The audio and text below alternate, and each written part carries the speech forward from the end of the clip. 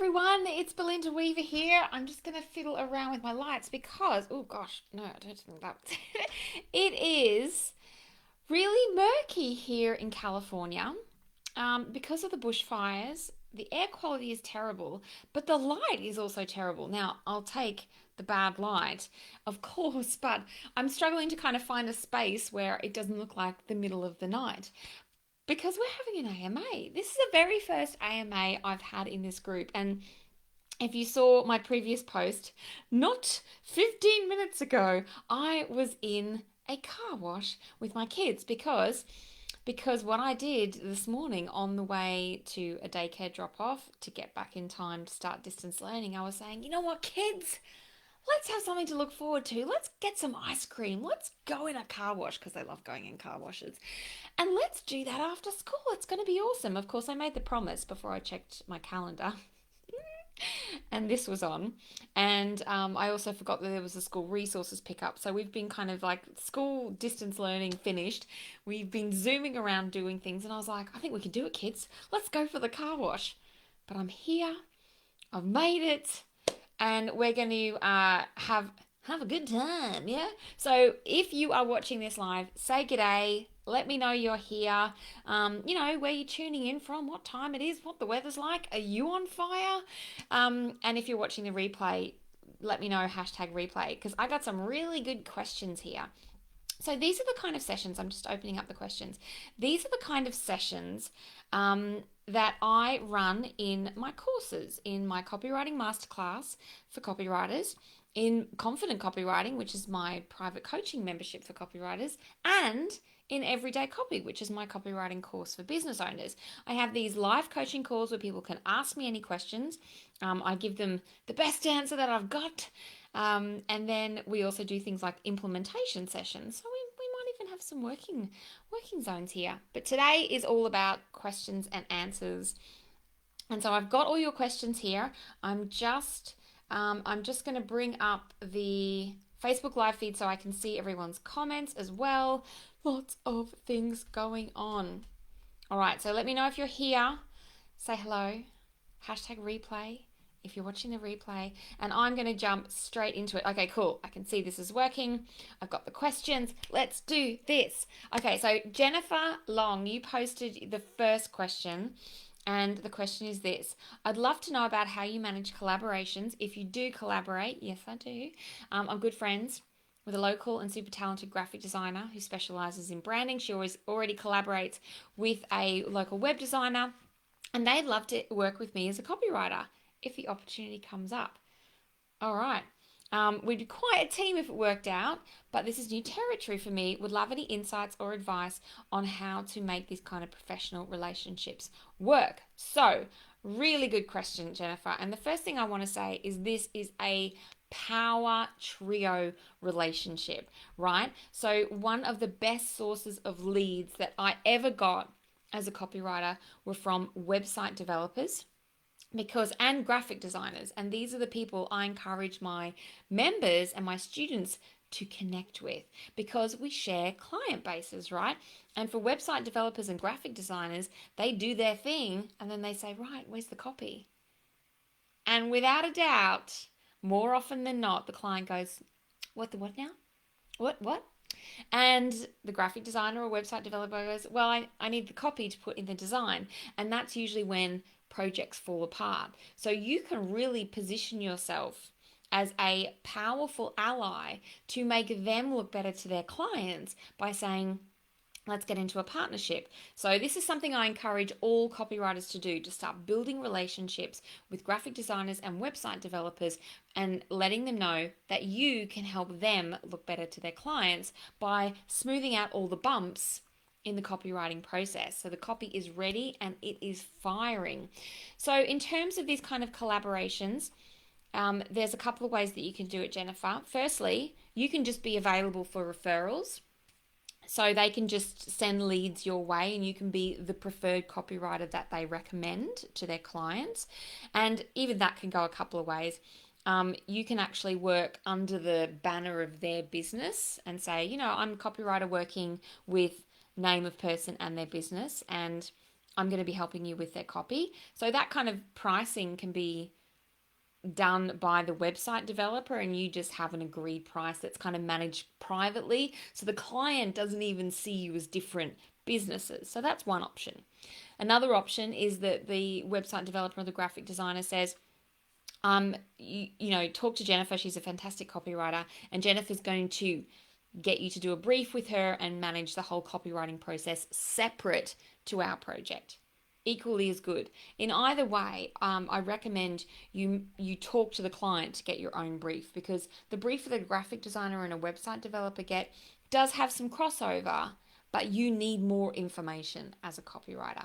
Now, another way that you can do it is you can create packages together, right? Where you each promote this package that includes graphic design and web development and copywriting. Or obviously like graphic design and copywriting, or web development and copywriting. And you can come up with a priced package that says you 3 website pages, a logo and branding and copy is this much. And you each have your agreed splice of that bundle price, and it's all fine. So there's a couple of different ways that you can work together. Now, if you want to smash it, you have to be clear about who does what and how much everyone's getting paid, because money conversations are awkward, super awkward. So if you can be really clear from the get-go, and the pricing and money doesn't have emotion in it. It's just like, this is how much I charge, and this is how much I get from the package. You have to have all those conversations as early as possible, so it's really, really clear. And then the other thing is to make sure you have your process nailed down. So you know that you can get the brief from the client. You know that you're not going to ask these questions because the graphic designer or website developer has already asked them. So you're not going to get the client doing the same thing twice. It's just streamline the money, streamline the process, and it should all work really smoothly. But you want to make sure there's no icky money grossness, because you haven't had that conversation, and you want to make sure that there are no assumptions about who is doing what, who owns the client, what you can who can follow up after the project. Have all those conversations. That is the success to a strong collaboration. So there's huge potential here, and you can keep it simple and then turn it into something more complicated. That's probably how I recommend. But have all the super awkward conversations figure out how it can possibly go wrong, and mitigate all those scenarios as early as possible. That's how you have a smooth collaboration. Whenever I've done collaborations, the awful parts of it have been like, oh shit, now we have to talk about this because we made assumptions. I thought I was doing this, you thought I was doing this, and the money conversation is weird and gross, and now we have to be properly adult and have this super awkward, angry conversation about it. So if you can do the prep work and lay the groundwork before that, you'll have a much better experience. But go for it. This is a powerhouse of collaboration that's possible.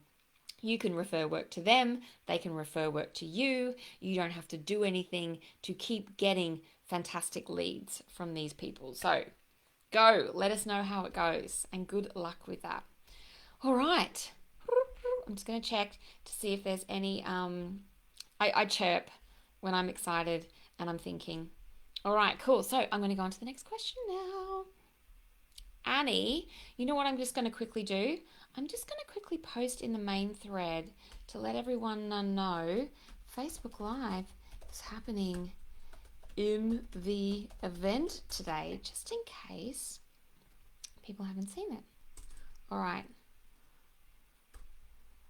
live right now, just in case. Because, I'm kind of experimenting with going live in the main thread, going live from the Copyright Matters page and sharing it going live in an event.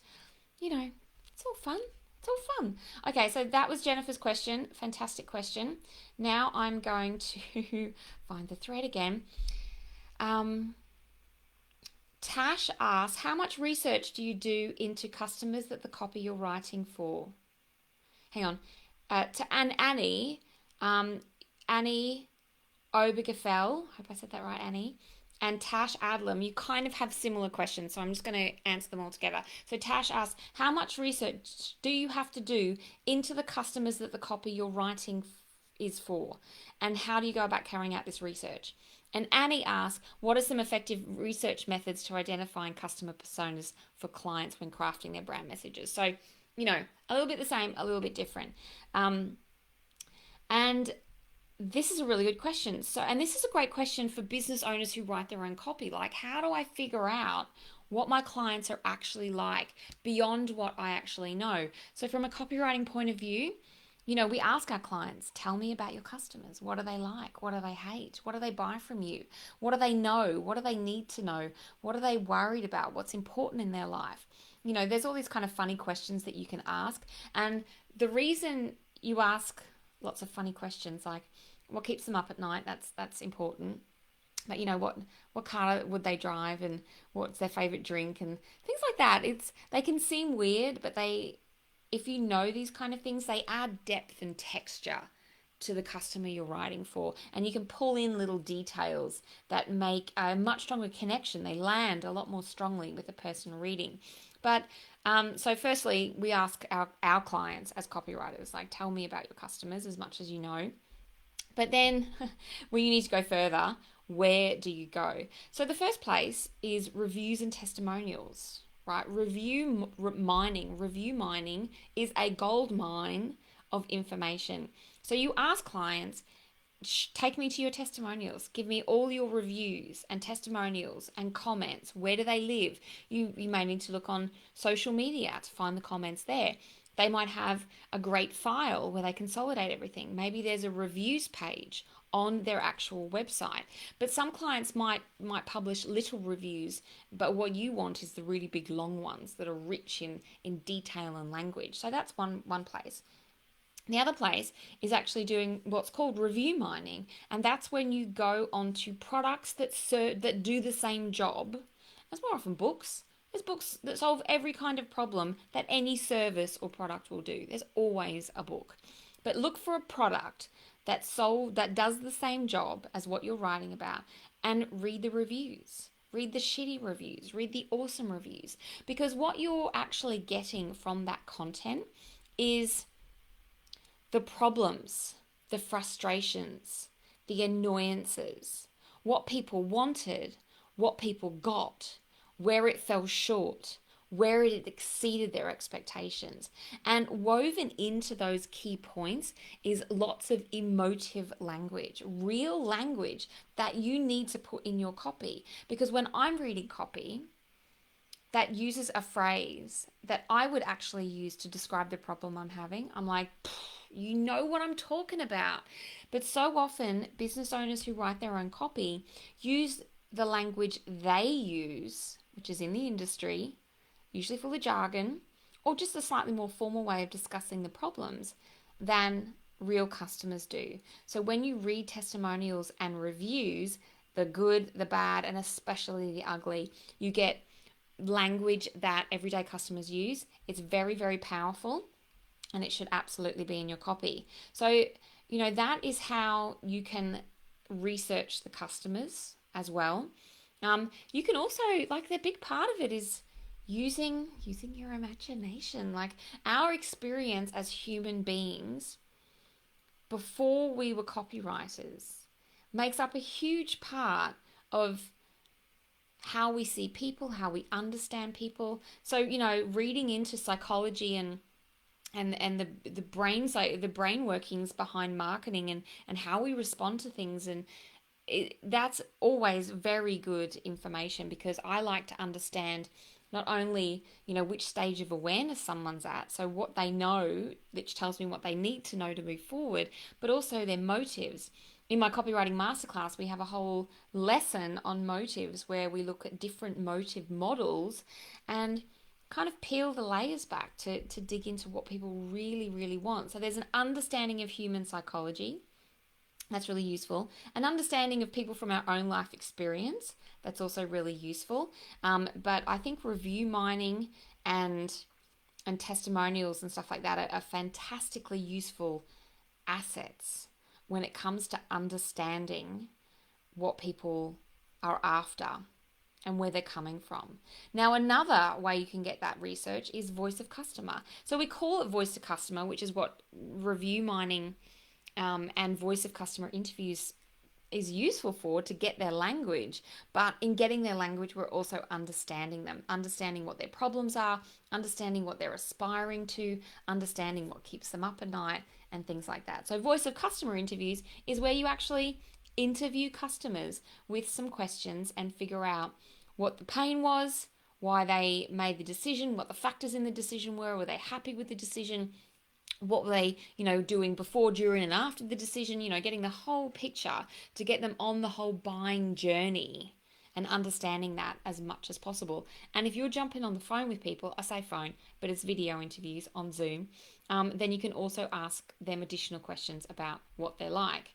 And so, Annie, you were saying effective research methods, identifying personas, that could be a way. But what we also have to understand, your clients are going to have to give you, if there's different personas, they should really know, their different buckets, and they should know a little bit about them. Sorry, I just had a little message pop up that distracted me. I was just making sure that there wasn't like a tech, hey, by the way, you're green and not live. So you in terms of research methods for identifying customer personas for clients, your clients are going to have to tell you enough for you to realize that there are different buckets. If you're doing brand messaging, I would be doing voice of customer interviews where you say, I need 5 people in each bucket and I need to talk to them. And you may want to bribe them a little bit and reward them, which is totally up to you. So I hope that helps, Tash and Annie. Now, Annie, you also asked, should your website also have a privacy policy? Yes, absolutely, absolutely, absolutely. I think it's actually a legal requirement now, especially since GDPR, but yes, absolutely. And there are plenty of websites that will sell you, not plenty of websites, look for a reputable one that will sell you a strong privacy policy for your website. But you absolutely should use one, because you need to tell people how you're using their information, what you're collecting, and they do need to have some consent about that. So yes, absolutely. Pay Robbins asks, is there a place to practice writing copy, like prompts? Is there a good place to start? You know what? Not that I know of. A lot of people do the old handwriting famous sales letters and they swear by it. In fact, I had a guest blogger, let me see if I can find it, handwritten sales letters, a guest blogger on Copyright Matters a long time ago, and he actually swore by it. I am just going to drop that into the chat right now. Handwriting sales letters. I'm going to put this in. Sales letters. All right, Pay, I'm going to put this in. Handwriting sales letters in conjunction to my answer. Okay, because this person absolutely swears by it. And basically, the idea is by writing sales messages over and over and over again, you are absorbing the effective copywriting techniques. I've never done it myself. I find it difficult because it's very easy to say, look at copy you love and analyze it. But if you're in the very early stages of your copywriting career, like, what are you looking at? You don't even know the techniques at play, which, to be honest, is why a copywriting course can help, because it shows you the copywriting techniques at play, from which you can then start looking at really great copy and understanding what's going on and then trying to mimic that. But, a place to practice copy, I would absolutely suggest collecting copy that you like as much as possible, collecting copy from copywriters you admire and putting it into what's called a swipe file. Landing pages, emails, subject lines, opt-in pages, sales pages, services pages, product descriptions, you name it. Start collecting it, because you will never, never be sorry that you did that. To practice writing, you can always do things like I recommended in the empty portfolio, is like make up a business or target a local business and pretend you're writing copy for them. That's really the best way to practice, is, create a brief And there was a free training on on creating samples for your empty portfolio. Basically, you have to create a pretty legitly detailed brief for it to feel real, and then you just tackle it as a real project, and do the best with the information that you have. And again, that's why a copywriting course can really shortcut that process, because it's like, these are the techniques you need to learn, this is how you practice them, and this is how you put them all together. But go back to that empty portfolios training, and that will be a great place to start mocking up some samples as well. That's how you practice. All right, Melissa. All right, I'm just checking any comments. Cool. Remember, if you're watching live, say g'day. If you're watching the replay, #replay. Melissa asked, I read your empty portfolio as well as the copy brief articles, snap, and they were super helpful. Thank you, Melissa. However, how do you even organize a portfolio at the beginner level? Is making a website the most professional way to keep everything organized, even though you only have a couple of fake pieces? Great question. So, what I would say about this is have a website anyway, because a website becomes your online home base to which you can drive all the people you meet. Relationship building will be a more effective means of getting and converting clients, definitely in the beginning. So do you need a website to get clients? No, but when you meet someone at a networking do and you're super impressive, they will look for you online for reinforcement, and that's where your website really comes in handy. So definitely create the website. Do you need a website simply to house your portfolio? No. On a portfolio page, especially if you don't have many samples, you can not have a portfolio page. And on your services descriptions, you can say, if you would like to see sample pieces, let me know. And then you can have your samples in a PDF that you just email people, right? I know a lot of super successful copywriters who have tons of samples who also don't have a portfolio page, because it gets to the point where you just have so much stuff that it becomes kind of pointless. So what they do is they have a couple of PDFs. They're like, these are all my emails. This is all my funnel work. This is my website copy. These are my brochures that I've done. And they can curate samples based on the client. Like if someone says, I want to talk to you about emails, they're like, boom, that's my portfolio. And it's just a PDF of samples. Or it might be around industry. So there's lots of different ways you can group it. But that could be a way that you get around it. Definitely build your website, but you could just have samples in a PDF to begin with. Don't stress out about the tech. All right. Alina, hi. Alina is one of my confident copywriters. So how do you feel about discounts or beta rates when you're just starting out? Discounts. I do not like discounts. Now, when you're just starting out, you are going to have a lower rate because you're not as experienced, right? Do I think you should then discount the rate? What we're talking about is discounting or beta rates to ease conversion and make you more enticing. If you're going to discount, just lower your rate to start with. But as soon as you offer a discount, you reposition the perceived sense of value, and it makes your services haggleable, right? And what I mean by that is if you're saying, oh, I usually cost this much money, but I'm offering you a special deal that is this much money, then that means that you are not strong on your price, that you are willing to negotiate, and therefore clients will see that as a point that they can haggle you in the future. It's as simple as that.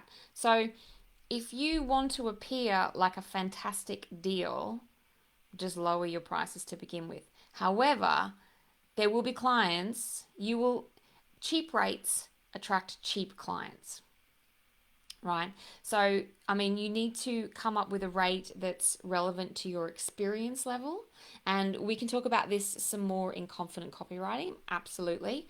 But then I would stick to it and then look at the conversation you're having around positioning your value rather than lowering your price. You need to make your services at the price that you're comfortable with appear fantastic value. And now beta pricing and stuff like that might be something you do for a product where you're like, I want feedback on the product, or I want to get lots of bums on seats in the beginning so it looks really busy for when I raise the price. That is a sound pricing strategy. But when you're starting out, I would start looking at how you can position on value rather than telling clients you were discounting on price, because they will see you as someone they can haggle, or who is not strong on price, and who will potentially lower their prices in the future. Is that your best rate? Is that really your best rate? Special rate for a mate? No, no. This is my price. This is my price, and that's what it is. So I hope that helps. We can absolutely talk about that more in confident copywriting, because it's a great question. And in confident copywriting, for anyone watching, we actually have like a rate card workshop and formulas to help you work out how much you need to earn, and then how much you want to earn to reach a certain income figure. And that's what you need to do. If you want to reach a certain income figure, you need to break it down and say, well, if I want to earn $4,000 a month, I need to know how many hours, billable hours, I need to earn to make that money. And if I know how many billable hours I need to earn to make that money, then I also need to know what kind of projects I need to book in. So it's start with the end in mind and work your way backwards, but it's not, you don't just kind of pick a number. And it makes it, when you do it that way, not picking a number, you take a lot of the emotion out of the pricing, right? Because you're like, I've worked this out. It was mathematics, a formula. This is not me just picking a number, because when you pick a number, it's really hard to back that number up with value. Hang on. What do you need? I'm on a call. Mommy, yes. The dog's barking. I know the dog's barking. You just tell him shush. Okay, can you close the door? Yeah. Okay, well, you go and ask Faraday to play with you. Hi, yes. The dog is barking and she wants her sister to play with her. All of which I can help with right now, of course. All right, so they are the questions that I had right now. Let me know what you've thought of our very first AMA. Oh gosh, it's murky outside. What a day. I want to thank you, everyone. Stellar questions. Stellar questions. So I've said this before, but let me know #replay if you're watching the replay. And I think a lot of you are, because, 8:30 in Australia, or 8 to 8:30, it's a bit of that like kid zone, right? But I will be doing these kind of AMA sessions reasonably regularly, so you can pick my brain for free. Oh no, the shouting started. But I also wanted to let you know something very, well, I'm excited. If you're a business owner who writes their own copy and you're in the group, hi. I have something that I'm going to be launching very soon, which is basically a copywriting structure that you can use to write pretty much any piece of copy. It's an ebook with a downloadable resource that you can use for brainstorming and lots of great help. And I think there's even a little bit of a checklist in there. I'm very excited. So I'm going to be launching that like within the next month, I think, and it's just for you. And so I'm also going to be picking some topics that might help you with your copywriting. So business owners who write their own copy, post your challenges, your questions. What stops you? What do you want to know? What would make life easier? Because I really want to kind of gear some of the free training that I'm doing and stuff like that for you. All right, I'm going to go and figure out what's going on. Maybe stop the dog, maybe find the sister. I'm not sure what is needed. But I want to thank you all for your questions and thank you for your time. And I hope you have an awesome day. All right. Cheerio, everyone.